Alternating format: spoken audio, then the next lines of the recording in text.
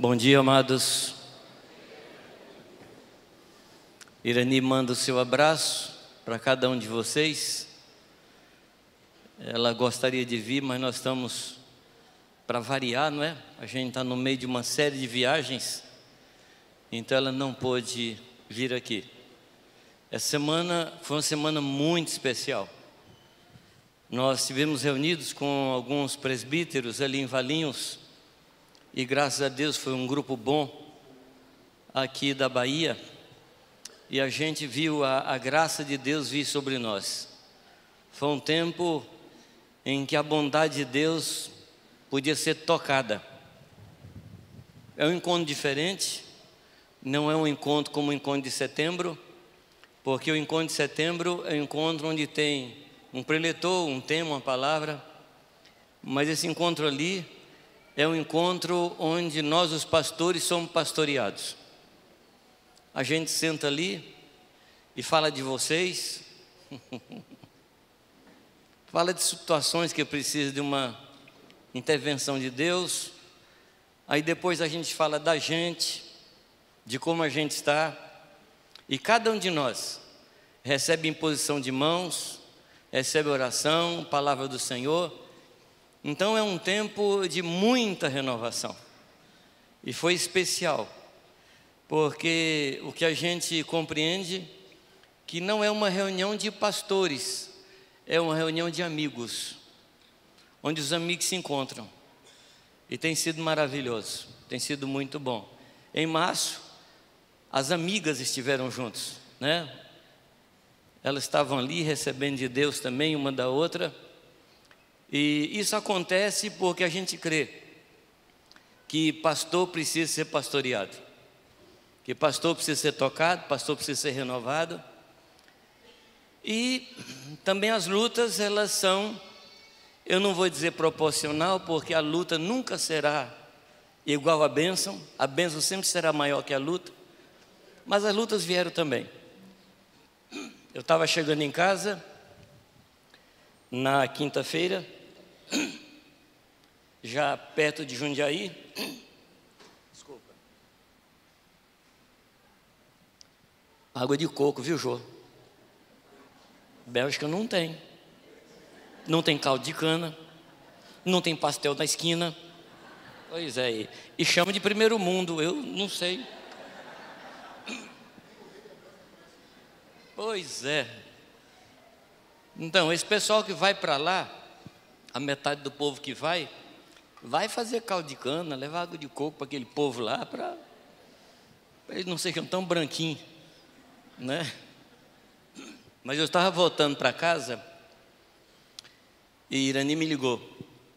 Ela tinha posto o carro na garagem e estava saindo do carro e aconteceu alguma coisa, que ela não engatou a marcha, e o carro veio de ré e arrebentou o portão lá de casa. Foi um negócio sério, traseira do carro, e graças a Deus o portão estava fechado, porque se tivesse aberto ela teria atravessado a rua com o carro, e a gente não sabe o que seria.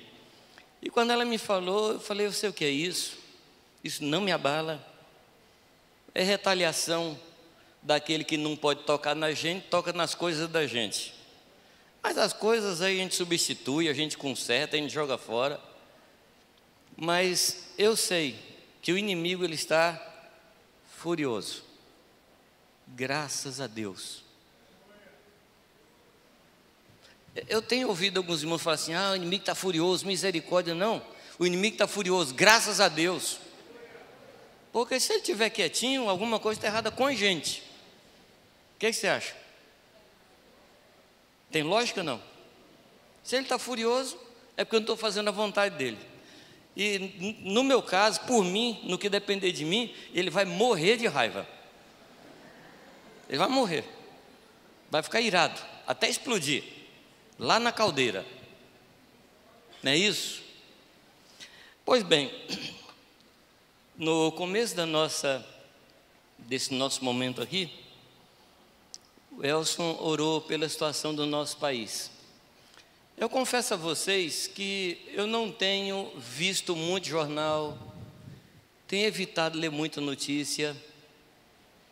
Eu participo, leio, vejo o essencial, só para saber qual é o escândalo da hora. Só isso. Porque eu corro o risco de acreditar no que eu vejo. Eu não acredito no que eu vejo. Eu não acredito.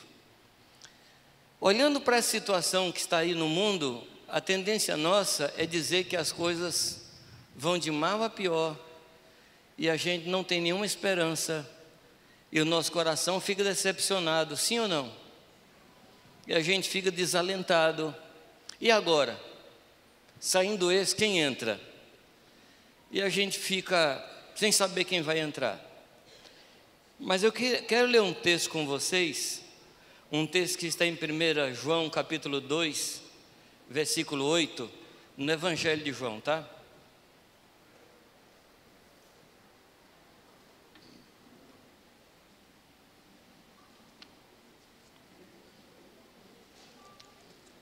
Primeiro João 2:8.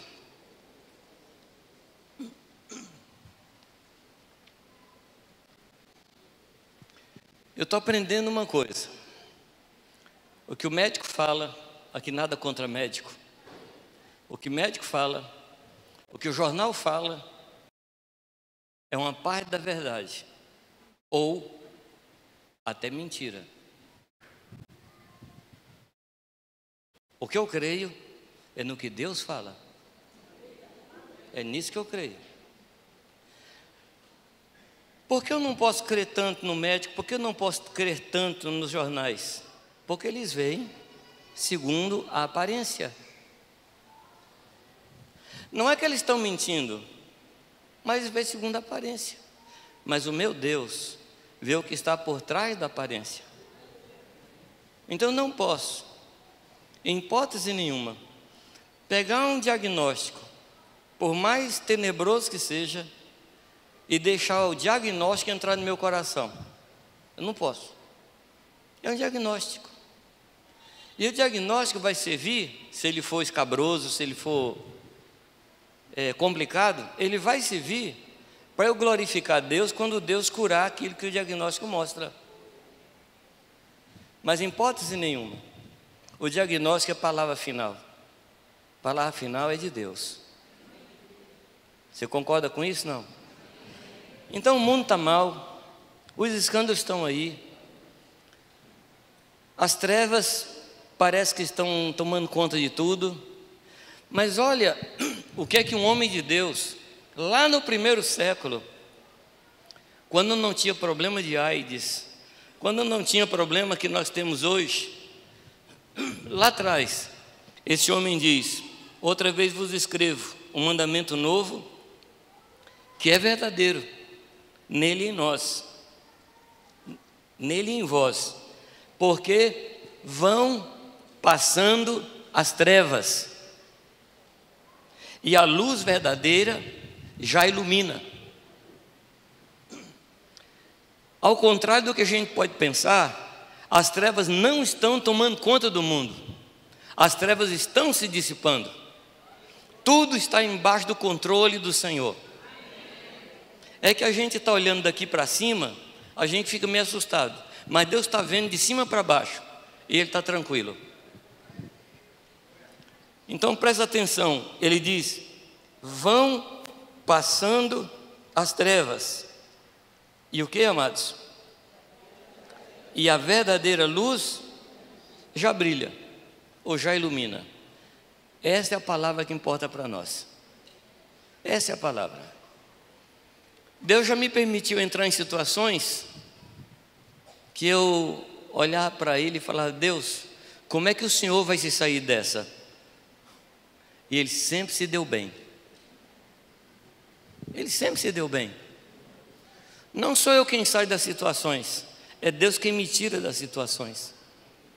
E como os pensamentos dele a meu respeito são pensamentos de bem e não de mal, são pensamentos de paz e não de guerra, e a intenção dele ao meu respeito é fazer de mim um homem parecido com Jesus Cristo, e ele investiu muito nesse negócio.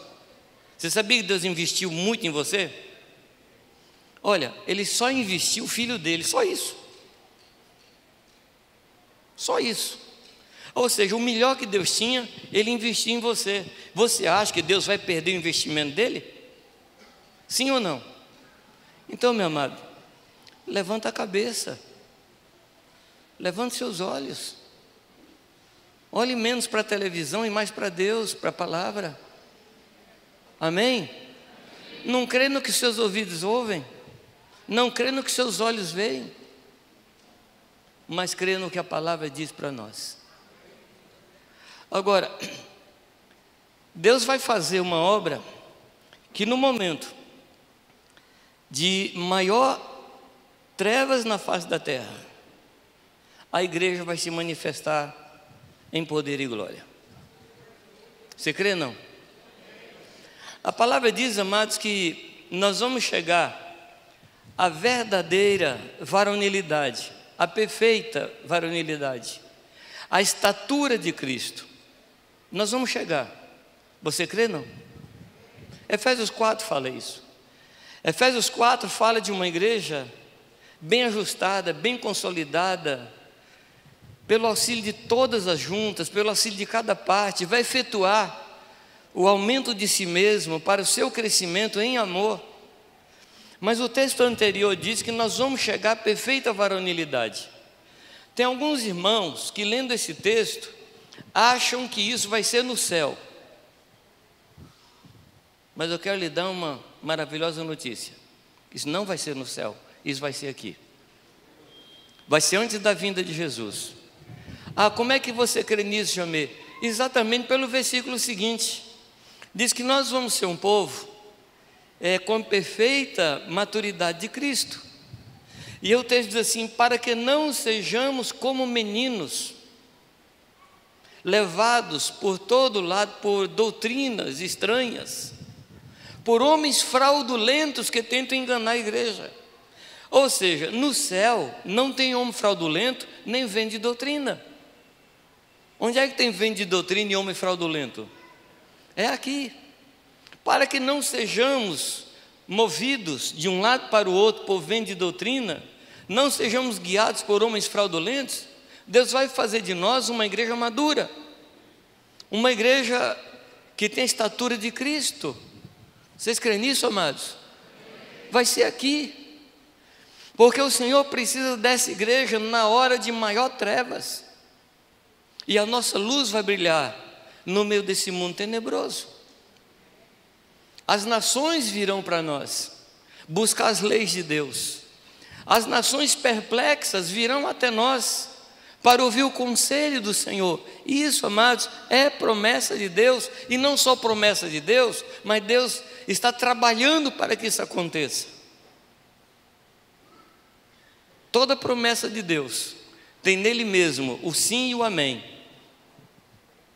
Deus prometeu isso baseado nele, não em você ou em mim. E isso vai acontecer. Amém? Você pode levantar os seus olhos um pouco mais? Você pode levantar sua cabeça um pouco mais? E não ficar tanto ligado nas notícias da televisão, tanto ligado nas notícias do rádio, e estar ligado nas boas novas do Senhor para nós? Então diz comigo: as trevas vão se dissipando, e a verdadeira luz já brilha. Já brilha. Amém. Louvado seja Deus.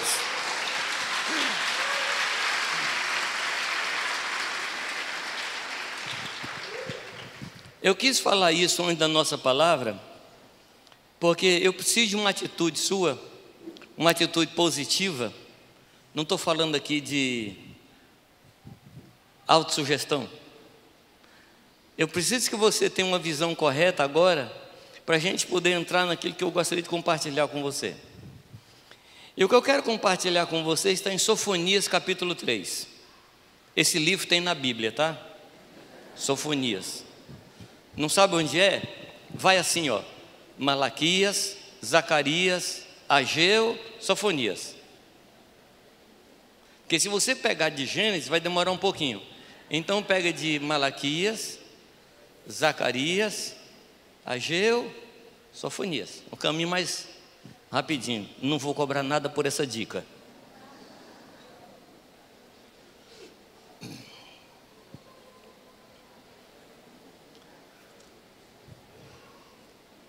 Sofonias 3 é um texto muito pesado.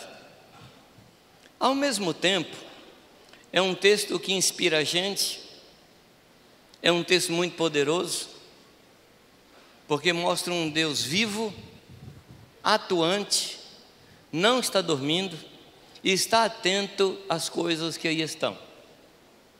Sofonias 3 trata de dois tipos de igreja, e uma igreja está dentro da outra. Interessante como Deus trabalha muitas vezes com dualidades. Por exemplo, as duas árvores no jardim, os dois caminhos, luz e trevas. Deus trabalha com essas dualidades. E aqui nesse texto nós vemos dois tipos de igreja. Vamos ler o versículo 1 do capítulo 3. Ai da rebelde e contaminada da cidade opressora. De qual cidade o Senhor está falando aqui? Jerusalém. Não é qualquer cidade. É a cidade chamada Cidade do Grande Rei. Não é qualquer cidade. Mas o Senhor, olhando para ela, Ele a vê como rebelde, contaminada e opressora. E aí o 2 descreve atitudes terríveis. Diz assim: não obedece à sua voz, não atende a ninguém, não aceita disciplina, não confia no Senhor, nem se aproxima do seu Deus. Que descrição terrível, não acha? Você já pensou se Deus descrevesse a mim ou descrevesse a você com essas palavras?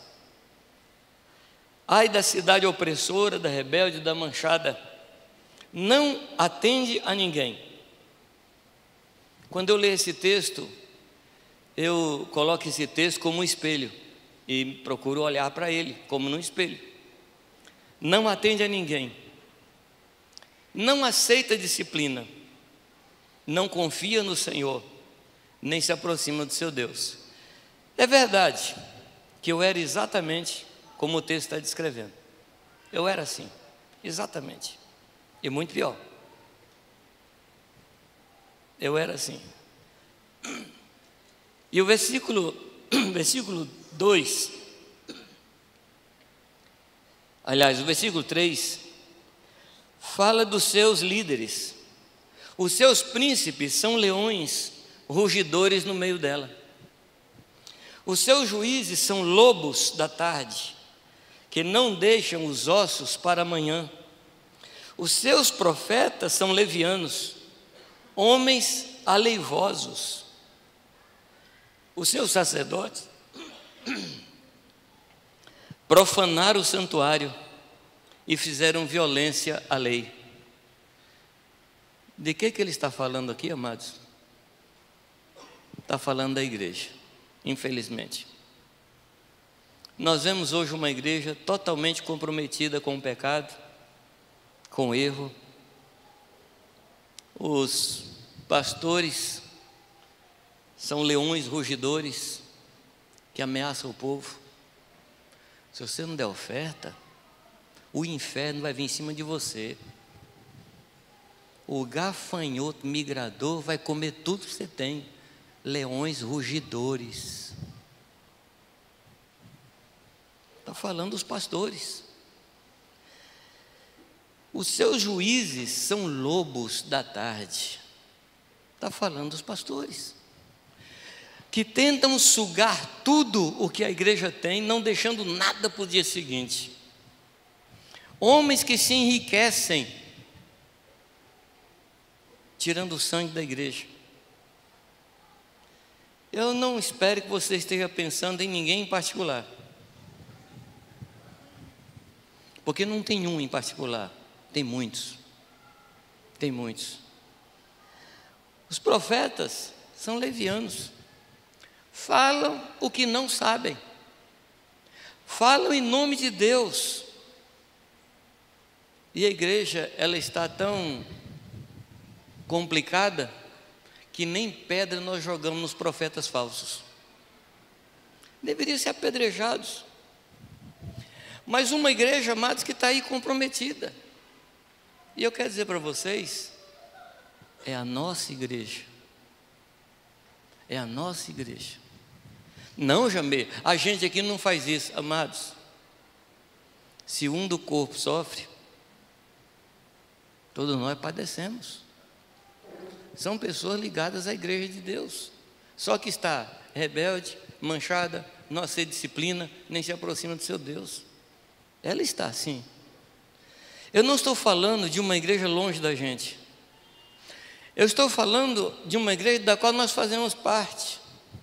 Mas também eu estou falando de atitudes nossas, manchas na nossa vida, falta de disciplina na nossa vida. Quando somos corrigidos, nós viramos as costas para os que nos corrigem, não aceitamos correção, e se a correção vem, a gente, qual é o nome que vocês usam aqui? A gente fica chateado. Então não pensem que eu estou falando da igreja A ou a igreja B, eu estou falando da igreja do Senhor, eu estou falando de nós. Vocês concordam ou não? O profeta está falando para a igreja do Senhor. Homens que se enriqueceram, e uma igreja personalista, que coloca nomes de homens em lugar de destaque, não o nome de Jesus Cristo. São os famosos ministérios, ministério fulano de tal, ministério fulano de tal, ministério fulano de tal. Amados, o ministério é do Espírito Santo, não é de ninguém. Não é de ninguém. Mas nós não estamos aqui para condená-los. Nós estamos aqui para discernir, para que essas coisas não estejam no nosso coração. Alguns tiveram oportunidade e fazem, outros ainda não tiveram oportunidade.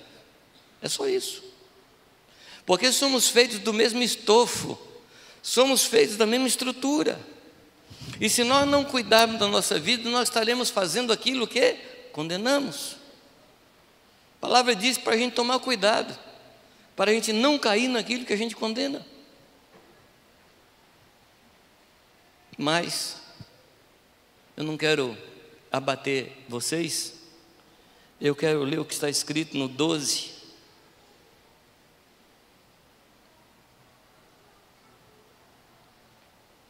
Aqui é a oposição àquela situação. Versículo 2 diz assim: deixarei no meio de ti um povo humilde e pobre, e eles confiarão no nome do Senhor. O remanescente de Israel não cometerá iniquidade, nem proferirá mentira, e em sua boca não se achará língua enganosa, mas serão apacentados e deitar-se-ão, e não haverá quem os espante. Amém, amados? Amém. A esperança, Deus está vendo essa igreja, e o Espírito Santo trabalha nela hoje, está trabalhando nos nossos corações, e está trabalhando no meio dessa igreja que está aí, igreja da televisão, a igreja que aparece na mídia. Deus está trabalhando também ali, porque o investimento que Ele fez, amados, foi muito alto, e Ele vai levantar para si uma igreja modesta, humilde, que teme o nome do Senhor, em cujos lábios estarão o louvor ao nome do Senhor Jesus Cristo. Então levante seus olhos, olhe para frente, não olhe para a lateral. O que vai animar você é a visão que Deus lhe dá, não as coisas que estão na sua lateral. O que vai fazer você caminhar é a promessa que Deus tem para a nossa vida, para a nossa igreja. Amém, queridos? Pois bem, nós somos esse povo. Nós somos o povo que está no meio de todas essas coisas. Eu estou falando isso e falo assim com muito cuidado, queridos, porque a tendência nossa é olhar para um tipo de gente que está fazendo essa coisa e dizer assim: eu não faço, portanto sou melhor. A gente não faz aquilo, mas a gente faz outra coisa. Então nós não temos autoridade para condenar ninguém que está fazendo coisa que a gente considera errado. Nós temos que cuidar de nós. Foi o que nós lemos hoje aqui em Timóteo. Atendei por ti. Atendei por ti.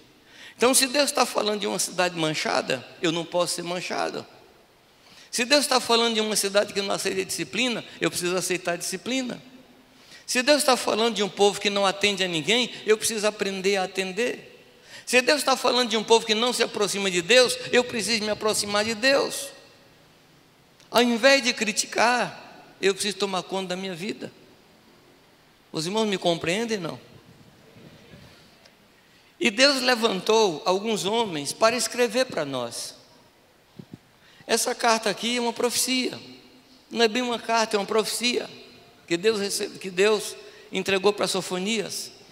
Mas existem algumas cartas no Novo Testamento que são escritas precisamente para nós. Por que eu digo que são escritas precisamente para nós?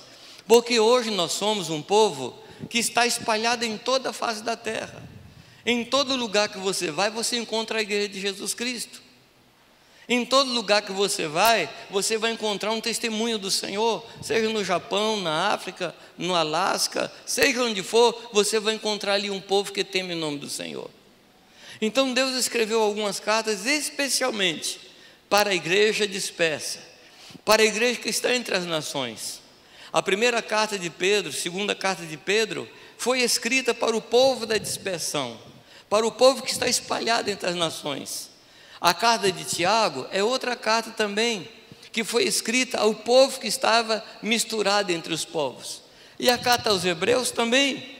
Então essas 4 cartas, elas foram escritas exatamente para nós que estamos espalhados, não somente no meio das nações, mas que estamos no meio de uma igreja contaminada. Eu não sei se vocês estão me compreendendo quando eu falo que estão no meio de uma igreja contaminada, porque a tendência nossa é dizer, não, eu não sou daquela denominação. Você pode não ser da mesma denominação, mas você é da mesma igreja. Ninguém vai entrar na frente em Sião. A igreja do Senhor vai entrar junta em Sião, um povo só. Amém, amados? Então nós vamos ter algumas surpresas. Você vai chegar lá e vai assim, ué, você está aqui? Outras pessoas falam assim, ué, cadê fulano? E talvez você diga assim, ué, será que eu devia estar aqui? Mas Deus está preparando para juntar um só povo. E eu queria tomar com você alguns conselhos do irmão que escreveu a carta aos Hebreus. Eu estou lendo essas 4 cartas, assim como cartas escritas para um povo disperso. Estou assim, comendo muito. E eu quis tirar só alguns versículos dessa carta. Eu já falei sobre isso aqui, mas eu não canso de repetir as mesmas verdades, porque isso não é penoso para mim e é bom para vocês. Eu queria que você abrisse comigo em Hebreus capítulo 10, quando o escritor aos Hebreus nos dá conselhos de como nós devemos viver aqui, de como nós devemos andar aqui, para que Deus continue trabalhando em nossos corações, e que nós façamos parte desse povo modesto e humilde que teme o nome do Senhor, que nós façamos parte desse remanescente. Então nós precisamos de algumas atitudes, nós precisamos de algumas tomadas de posição. Hebreus capítulo 10, verso 19. 10, 19.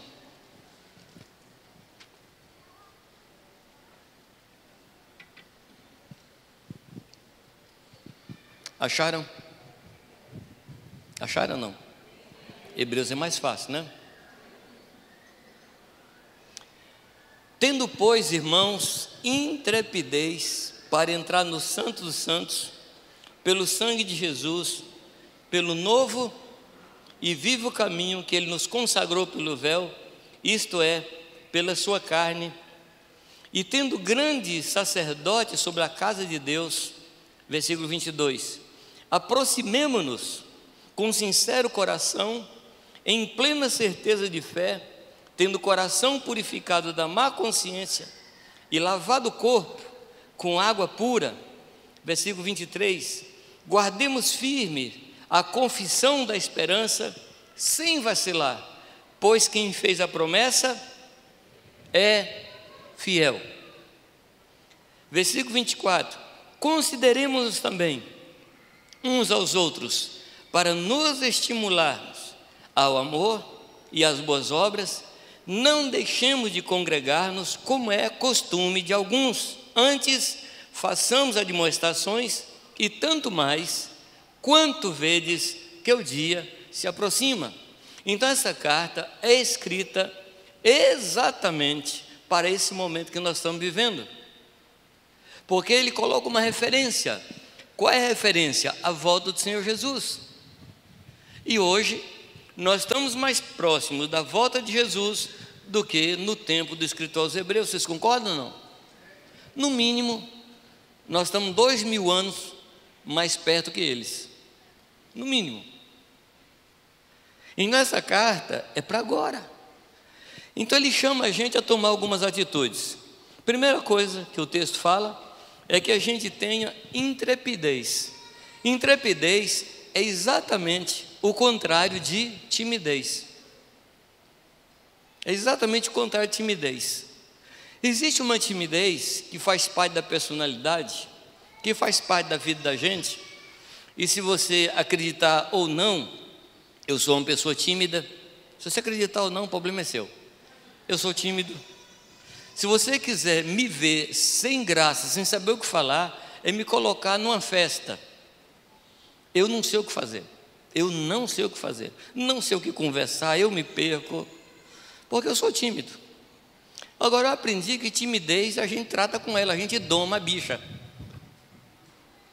A gente doma.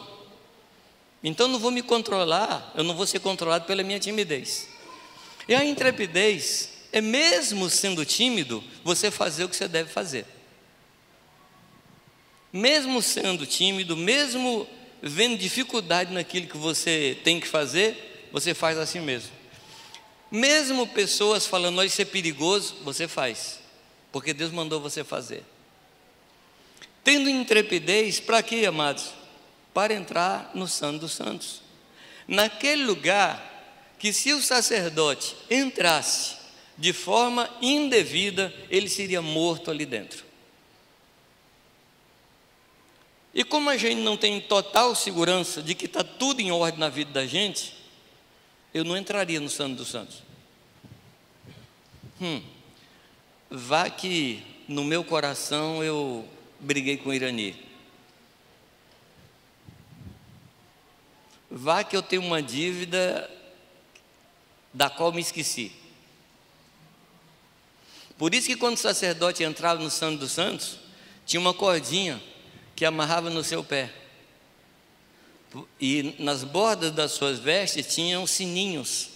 E ele ficava sempre se movendo. E o pessoal lá de fora falava assim, não, está vivo ainda. Está vivo ainda. Quando parava o sininho, puxava a corda, saiu o cadáver.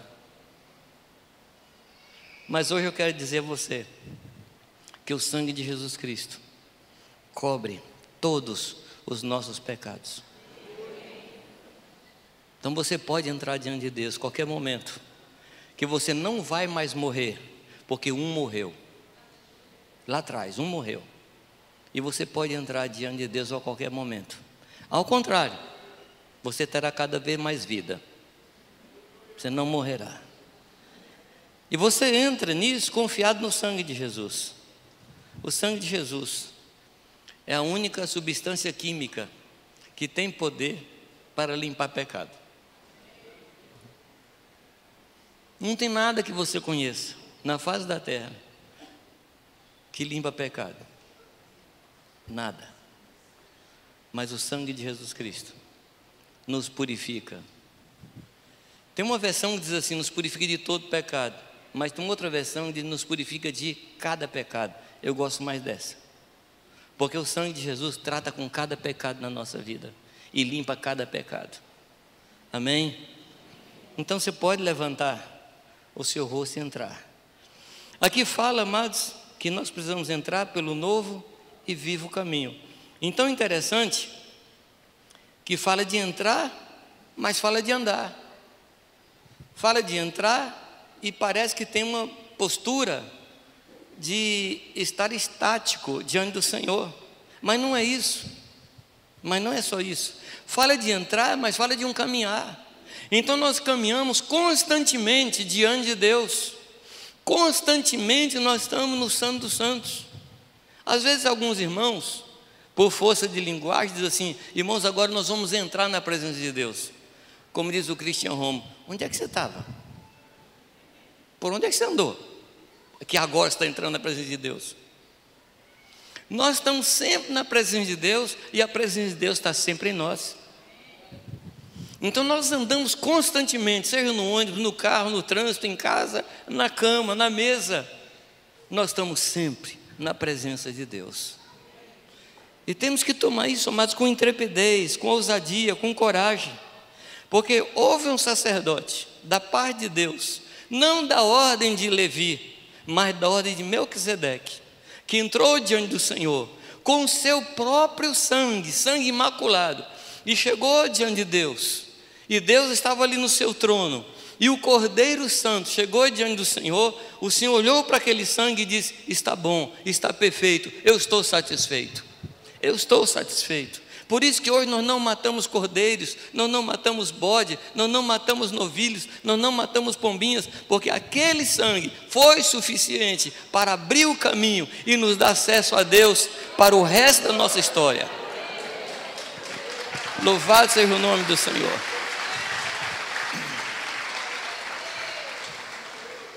E é por isso que ele fala: aproximemo-nos com, versículo 22, com um coração sincero, com um coração sem fissura, com um coração sem rachadura. Chegar diante dele sem qualquer coisa no nosso coração, mas chegar com o coração inteiro diante dele. Um dia, Deus falou para um servo dele no passado: olha, arruma a sua casa que você vai morrer. Você lembra desse servo de Deus? Não? Um tal de Ezequias. O texto diz que ele volta para a parede e ora a Deus. E ele fala uma coisa que me chamou muita atenção. Ele diz assim: Senhor, tu sabes que eu tenho um coração perfeito diante de ti. Quando você analisa as obras de Ezequias, assim, não era lá grandes coisas, mas o coração dele era perfeito. O que é ter o coração perfeito, mas é ter um coração cheio de querer fazer a vontade de Deus. Porque é isso o que determina a minha história, isso é o que determina a minha vida. E Deus sabe que no meu coração eu quero 100% fazer a vontade do Senhor. Você também não quer, amados? Então você tem um coração perfeito. O Jorge Mitian disse uma coisa muito interessante. Ele diz assim: como quando o homem olha para uma mulher com intenção impura, ele já pecou diante de Deus, assim também o homem que deseja ser santo, já é santo diante do Senhor. Porque se é verdade no negativo, no positivo mais ainda. Então nós temos o coração perfeito, nós temos um coração inteiro diante de Deus. E meu amado, não deixe nada lhe enganar. Leia Romanos 7. Você vai ver ali um homem com um coração perfeito, mas as obras não tão maravilhosas. Se tem um texto na Escritura que eu me vejo nele 100%, é Romanos 7. O que eu quero fazer, isso eu não consigo. Eu sempre me lembro, quando eu leio esse texto, do tempo que eu jogava futebol. Não antes, mas hoje. O que eu quero fazer eu não consigo. Porque eu sei como é que é pegar a bola no meio de campo, chegar lá e driblar todo mundo e chegar lá e marcar o gol. Eu sei. Mas eu consigo? Não. Romanos 7. Você tem um coração perfeito? Você tem o seu coração perfeito? É isso que vai determinar as mudanças na sua vida. O coração perfeito, coração íntegro. Chegue diante de Deus com sincero coração, com plena certeza de fé. Quem é que limpou você? Quem é que purificou você? Tem outra possibilidade? Não. Amados, eu estou plenamente satisfeito com a obra de Cristo na cruz, porque Deus ficou satisfeito. Eu estou plenamente satisfeito. E Satanás não pode falar no meu ouvido: mas sabe aquele pecado? Aquele lá foi grande. Não, eu estou tranquilo. Eu estou tranquilo. Não, mas aqui sua vida foi terrível. Sim, foi, mas eu estou tranquilo. Porque o Deus que me tomou, Ele já me purificou de todo pecado. Não só os passados, mas Ele me purifica de todo pecado que eu ainda vou cometer. Você sabia disso, não? É meio esquisito, né? Meio perigoso, porque sabendo que Deus vai purificar, então eu vou me liberou geral. Mas Paulo responde isso em Romanos 6. Pecaremos então, para que a graça de Deus abunde sobre mim? O que Paulo fala? Como pecaremos se estamos mortos? Você morreu. Quando Satanás vier contra você, lhe oferecendo qualquer coisa, fala assim: eu já morri, vai baixar outro terreiro. Aqui não, eu já morri. E a nossa morte é a vitória que vence o pecado. É a nossa morte. Plena certeza de fé, tendo o coração purificado da má consciência. A nossa consciência, amados, ela vem carregada lá de fora. Nossa consciência vem cheia de acusações, cheia de vícios. Mas graças a Deus a nossa consciência ela vai sendo transformada. Ela vai sendo transformada. E também a consciência é purificada pelo sangue de Jesus. Paulo diz assim: olha, eu não me preocupo se as pessoas me criticam, porque a minha consciência não me critica. E aí ele fala assim: mas se a minha consciência me critica,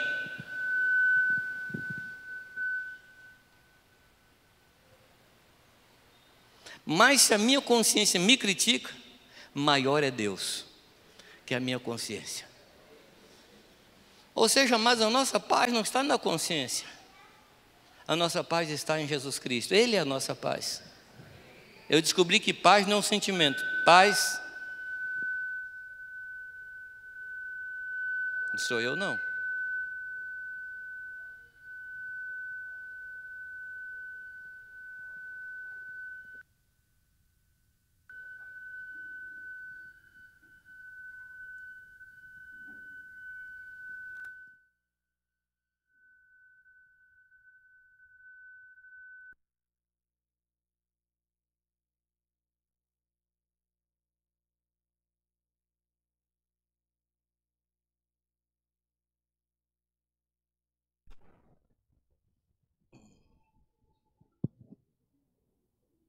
Os pastores sabem do versículo que eu uso.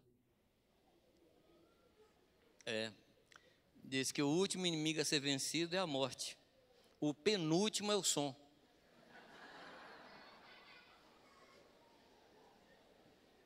Mas nós vamos vencer.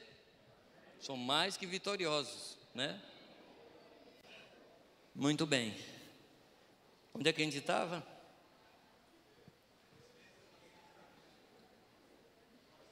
Se a nossa consciência nos acusa, maior é Deus. Maior é Deus. Amados, pecado confessado é pecado perdoado. Pode falar? Não. Pecado confessado é pecado perdoado. Para ser perdoado, o pecado tem que ser confessado. Não pode ser guardado. Enquanto calei, os meus ossos queimaram o ardeiro dentro de mim. Não guarde pecado. Não guarde pecado. Para que, amados, a consciência não nos acuse, para que Satanás não tenha proveito. E aí, ele diz no versículo 23, aliás, fala da má consciência e lavado o corpo com água pura, a palavra de Deus. A palavra de Deus. Não se separe da palavra, não abandone a palavra, não negligencie a palavra. Em Jundiaí nós estamos lendo a Bíblia toda ela, cada dia, todos leem o mesmo texto.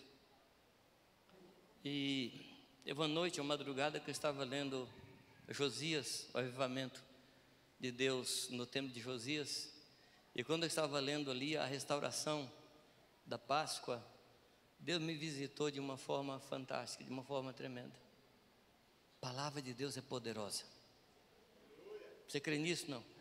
A palavra de Deus é poderosa. Quando você estiver abatido, leia a palavra.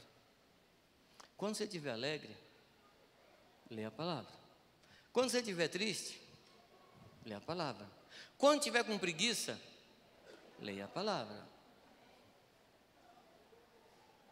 Leia a palavra.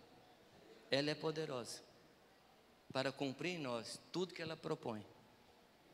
É uma palavra viva, amados. Não é um livro qualquer. Isso aqui não é um livro qualquer. Quando você lê, isso aqui sai da letra e entra aqui dentro e muda a vida da gente.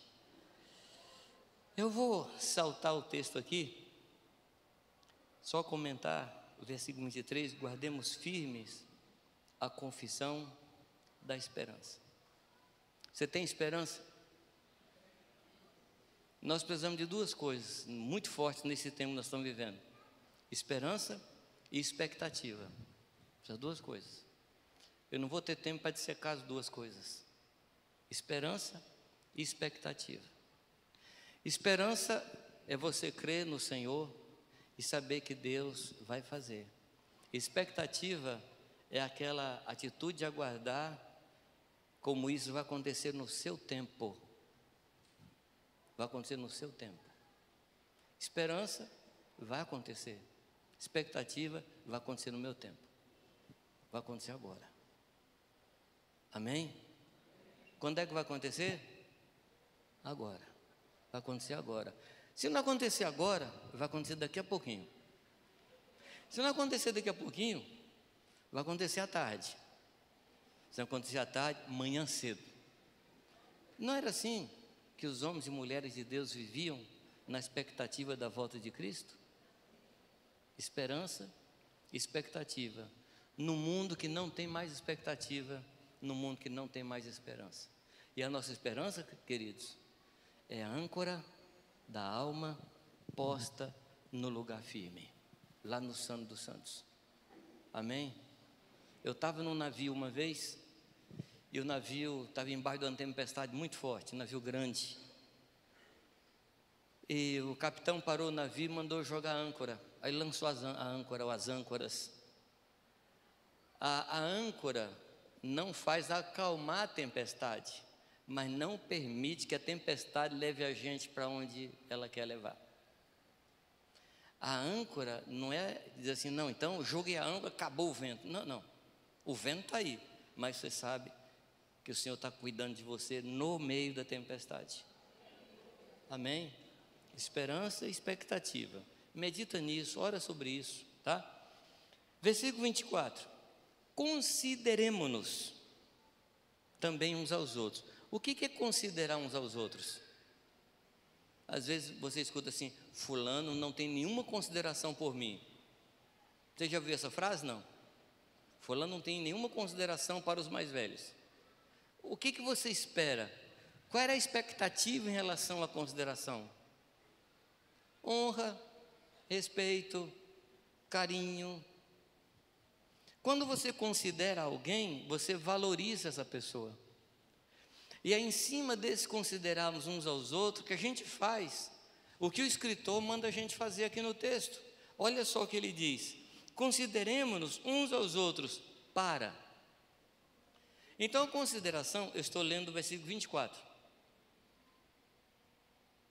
Versículo 24. Consideremos-nos para quê, amados? Nos estimular. Eu preciso considerar o irmão de tal forma que eu o estimule, que eu o exorte. Exortar aqui não é repreender, exortar é pôr para cima, é animar o irmão. Agora, às vezes, eu não considero o irmão de tal forma que eu vejo esse irmão abatido e eu não faço nada. Mas é nesse contexto de vida com Cristo, de vida com Deus, de um coração cheio de esperança, de um coração cheio de santidade, de um coração perfeito, é que eu preciso olhar para o irmão e considerá-lo digno de honra. E como ele é digno de honra, eu vou estimular esse meu irmão. A quê, amados? A quê? Que diz o texto aí?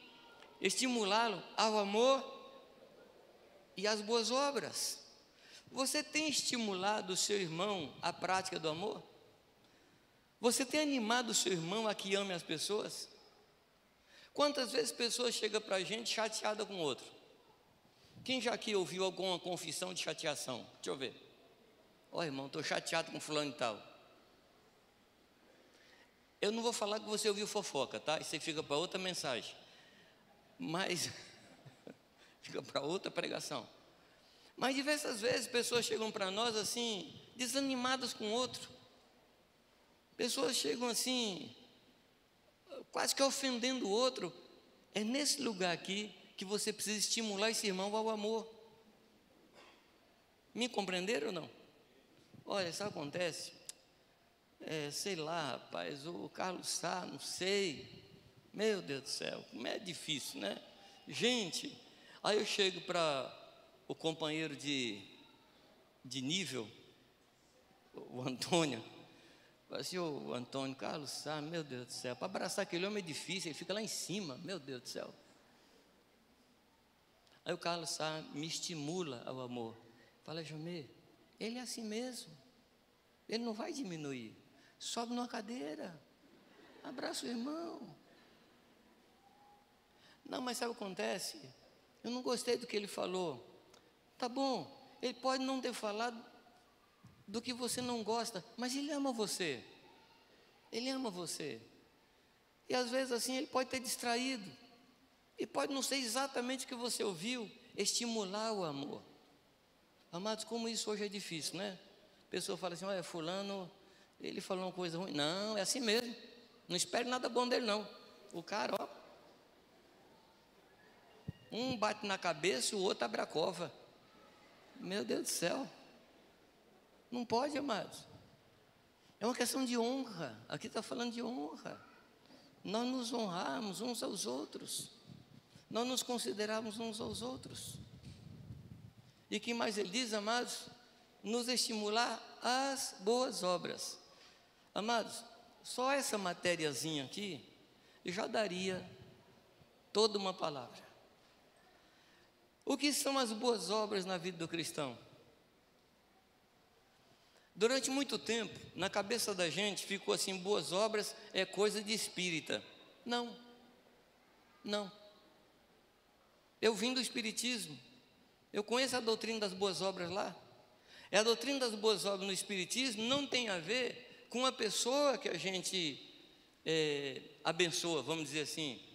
Tem a ver comigo, porque se eu fizer boas obras, na próxima reencarnação eu vou reencarnar numa coisa melhor. Então não tem a ver com o objeto das boas obras, tem a ver com eu conquistar a minha salvação. E com isso, amados, a gente tirou as boas obras do nosso estilo de vida.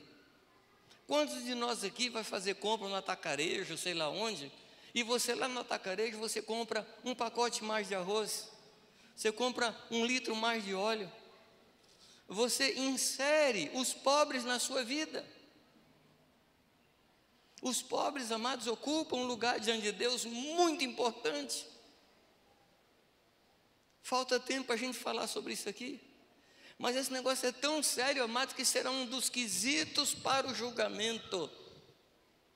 Mateus 25 fala isso, amados. Quando Jesus diz assim: vinde a mim, benditos do meu Pai, porque me vistes nu e me cobriste, me vistes preso e foste me visitar, me vistes com fome e me destes pão. O discípulo entra em parafuso e pergunta: Senhor, quando é que nós vimos o Senhor nu? Quando é que nós vimos o Senhor preso? Quando é que nós vimos o Senhor com fome? E o que Jesus disse?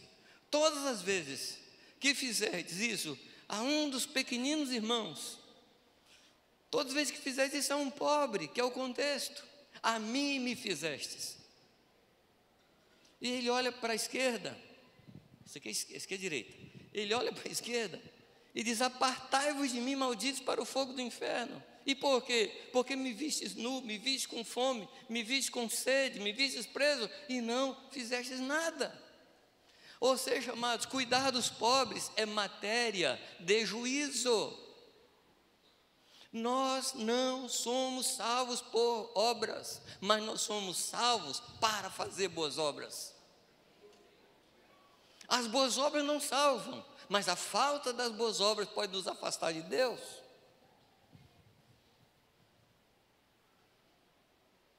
Chegaram duas pessoas para Jesus.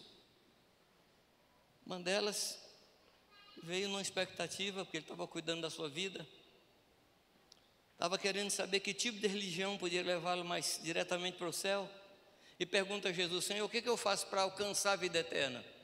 Qual era a preocupação dele com a sua vida? A religião humana tem o homem como centro da sua preocupação, e esse homem chega para Jesus preocupado consigo, e fala: Senhor, o que eu faço para alcançar a vida eterna? E aí Jesus diz para ele: olha, pratica a lei. Ele falou: eu tenho praticado desde a infância. Aí Jesus faz uma pergunta para ele. Qual é a pergunta que Jesus faz? Você quer ser perfeito? Perfeito no texto aqui, amados, é uma palavra que fala de plenitude, fala de completo. Não é sem pecado, mas fala de plenitude. Você quer ser perfeito? Faz o quê? Quem se lembra? Vai, vende o que você tem, dá aos pobres e toma a tua cruz e me segue. O que aconteceu com o rapaz? Ele ficou triste porque era muito rico. Cuidar dos pobres é uma das coisas mais importantes que nós devemos fazer na face da terra. Quando Paulo chega a Jerusalém, lá em Gálatas, para apresentar o que ele estava fazendo, ele apresenta as doutrinas que ele pregava. Os irmãos não veem nenhum reparo que necessitasse ser feito. Diz assim: olha, tudo bem que você está pregando, mas nós queremos te dar uma recomendação. Qual a recomendação que os apóstolos deram para Paulo? Não se esqueça dos pobres. Há toda uma lei no Antigo Testamento. Quando se fazia a colheita e caía alguns cachos de trigo no chão, diz assim: não pegue o cacho. Quando ia cortar o trigo, nem todo o trigo era cortado para ser amarrado no feixe. E o Senhor falava assim: não pegue do chão e não rebusque, ou seja, não faz uma catada para pegar o que sobrou, deixa o restante para os pobres. Mas nós vivemos numa época que nós não cuidamos dos pobres. Nós não cuidamos dos pobres. Jesus, ele não pregou igualdade de classe. Não. Ele não quer que todo mundo fique sem feijão em casa. E ele não quer que o que tem feijão fique sem, e nem aquele que não tem ganhe uma carga de feijão. Jesus não está trabalhando com igualdade. Jesus está pregando para nós que não haja no nosso meio nenhum necessitado. Que não haja nenhum necessitado. E ao ver um pobre na rua, você se incomodar com isso. Você se lembra da história do samaritano? Que em algumas Bíblias está escrito assim: parábola do bom samaritano. Como é que está escrito na sua Bíblia? É isso mesmo, não? Parábola do bom samaritano? Pois bem, aqui não é a parábola do bom samaritano. Aquilo lá é a parábola do samaritano normal. Porque todo ser humano, ao ver alguém caído, deve cuidar dessa pessoa que está caída. E nessa parábola, Jesus coloca uma coisa interessante. Ele fala de 3 homens que passaram pelo caminho. Quem eram eles?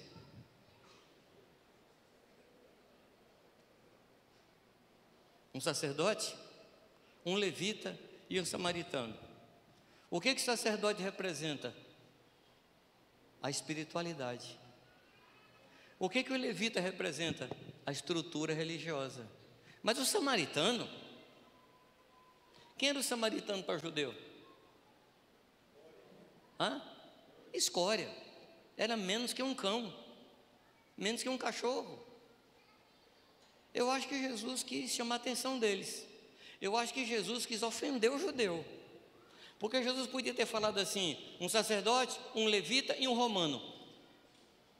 Um sacerdote, um levita e um grego. Não ofenderia tanto. Mas ele colocou um samaritano. E o texto ali não está falando de distância geográfica, porque os três passam pelo mesmo caminho. Qual é o assunto do texto ali? Quem é o meu próximo? Esse é o assunto do texto. Quem é meu próximo? Não está falando de geografia. O próximo é aquele de quem o meu coração se aproxima. Esse é o meu próximo. O meu próximo é aquele que está passando por uma situação e eu vou atrás dele. Então o texto está falando para nós nos estimularmos uns aos outros, ao amor, às boas obras, mas tem uma coisa a mais, e vocês me deem mais alguns minutos.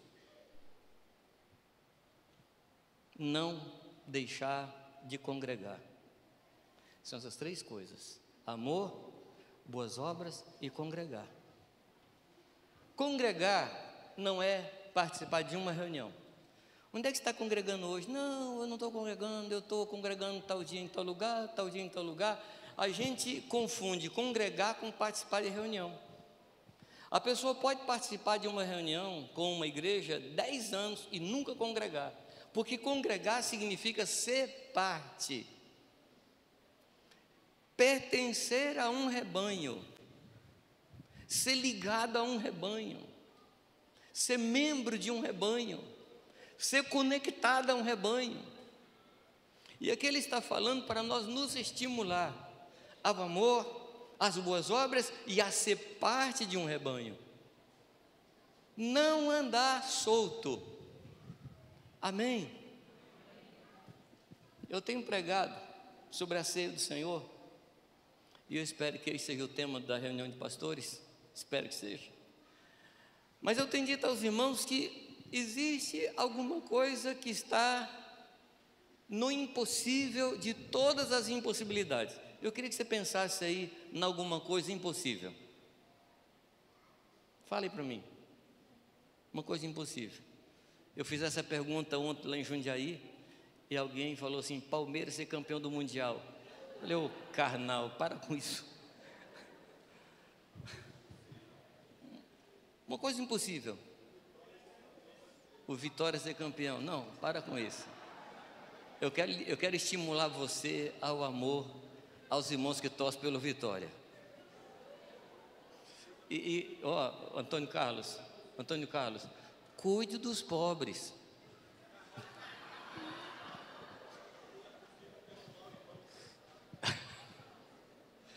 Aqui se estabeleceu aqui uma disputa de alto nível aqui. O que você... Hã? Olhar? Óleo e água. O homem voar é impossível? É impossível, é. Tenta, sobe aqui em cima e tenta. Impossível. Pois bem, deixa eu lhe dar uma coisa que é mais impossível de tudo isso. É você ter comunhão com o Senhor Jesus e não ter comunhão com seu irmão. Isso é impossível. Pense numa figura geométrica do triângulo. Duas linhas que se aproximam de um vértice. Quando essa linha se aproxima desse ponto, o que acontece entre essa linha e a linha do outro lado? Elas chegam junto. É impossível você falar para mim que você está em Cristo, que você tem comunhão com o Senhor Jesus e você está com seu coração quebrado em relação ao seu irmão. Quero falar para você que é impossível. Um dos dois não está em Cristo. Congregar é ser parte do meu irmão. Congregar é pertencer a uma grei, a um rebanho, a uma família. Nós precisamos nos estimular essas 3 coisas. Quais são elas? Amor, boas obras e a congregar. E eu quero terminar lendo o versículo 26. Porque se vivermos deliberadamente em pecado, depois de termos recebido o quê? O pleno conhecimento da verdade, já não resta sacrifício pelos pecados.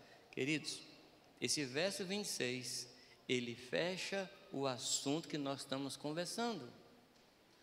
Ou seja, se eu deliberadamente não honrar meu irmão, se eu deliberadamente não estimular meu irmão ao amor, se eu fizer a escolha de não estimular o irmão às boas obras, se eu deliberadamente não estimular o irmão a ser parte do povo de Deus, já não resta mais sacrifício para os pecados. Você acha que isso é importante? Eu acho que isso é tão sério que o escritor aos Hebreus encerra o assunto falando da nossa salvação. É sério, amados? É sério? É uma questão de vida e morte, amados. Cuidar um dos outros é uma questão de vida e morte. Estimular o irmão é uma questão de vida e morte. Cuidar um dos outros é questão de vida e morte.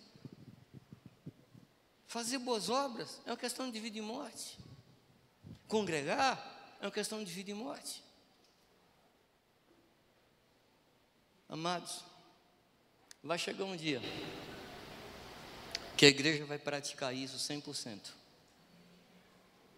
Vai chegar um dia que a gente vai olhar um para o outro e não vai haver nenhuma dúvida no nosso coração de que nós somos guardadores uns dos outros. Não vai haver dúvida. Não vai haver no nosso coração nenhuma restrição ao irmão que está abatido.